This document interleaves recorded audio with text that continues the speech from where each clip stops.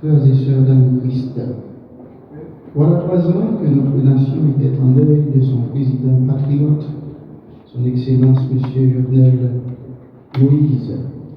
N'est-ce pas au matin de mercredi 7 juillet, comme aujourd'hui, que je me réveillais et que par la fenêtre de ma chambre, j'ai soupçonné un chuchotement secret de la part de quelques gardiens de sécurité qui travaillent juste à côté dans une maison de service à caractère bancaire. Cela m'intriguait au possible et d'un bon je pars savoir ce qu'il en est au dehors. Certains disent que c'est faux, d'autres disent que c'est confirmé. Alors chez nous, il y avait la messe à 7 heures, j'ai tout de suite remplacé le prêtre externe qui devait la célébrer. Il ne pouvait plus le lire. Et peu de monde était venu à cette messe, ce qui constituait une certaine confirmation de la nouvelle. C'était un chaos. Alors je me laisse dire, un grand coup est porté à la politique au déni de son caractère noble et de sa vocation sociétale dont dépend la destinée terrestre de la créature humaine, laquelle tient de Dieu sa profonde dignité. Tout homme est une histoire sacrée, dit le cantique, puisque l'homme est à l'image de Dieu. Paix à son âme. Amen. Humblement, avec un profond sentiment de tristesse mêlé d'angoisse, devant la mémoire du feu président Jovenel Moïse, assassiné dans la nuit du 6 au 7 juillet 2021 dans sa résidence privée à L25 dans la commune de Kidjoué. À l'occasion du 3e anniversaire de cet acte barbare, exécuté par un commando de mercenaires haïtiens et étrangers, nous sommes réunis pour nous recueillir et réfléchir sur les conséquences de ce tragique assassinat.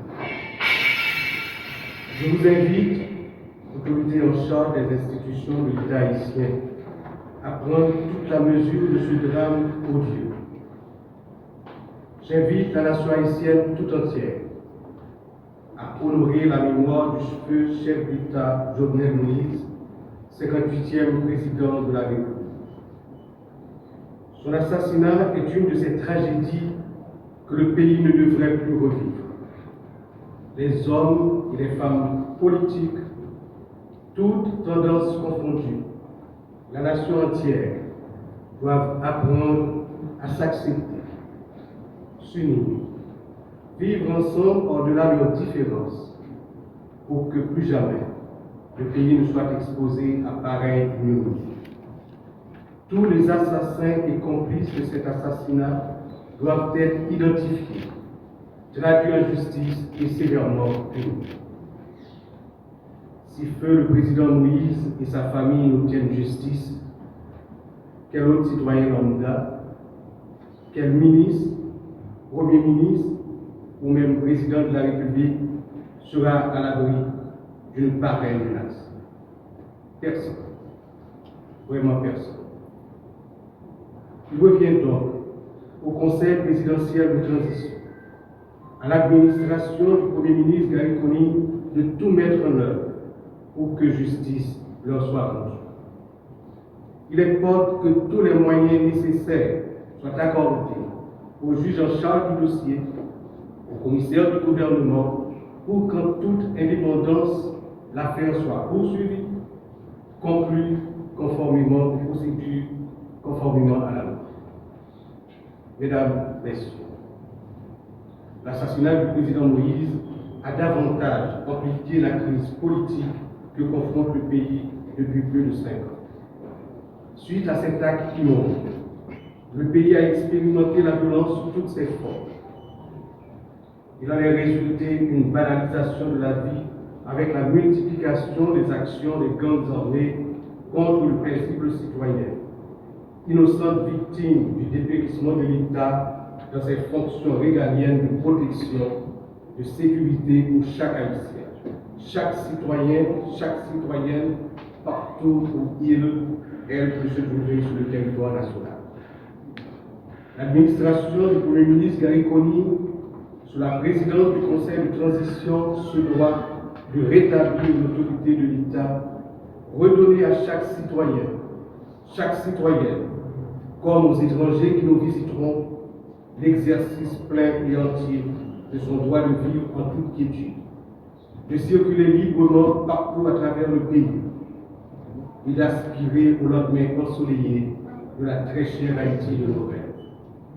Mesdames, Messieurs, en mon nom propre, au nom du Conseil présidentiel de transition, au nom du peuple haïtien, je m'incline une fois encore devant la mémoire de ce chef d'État disparu dans des conditions atroces, non encore élucidées, en m'engageant à faire avancer le dossier du procès de son assassinat afin que triomphe la justice pour que la nation haïtienne soit libérée de ce fardeau ignoble qu'elle porte sans le mériter.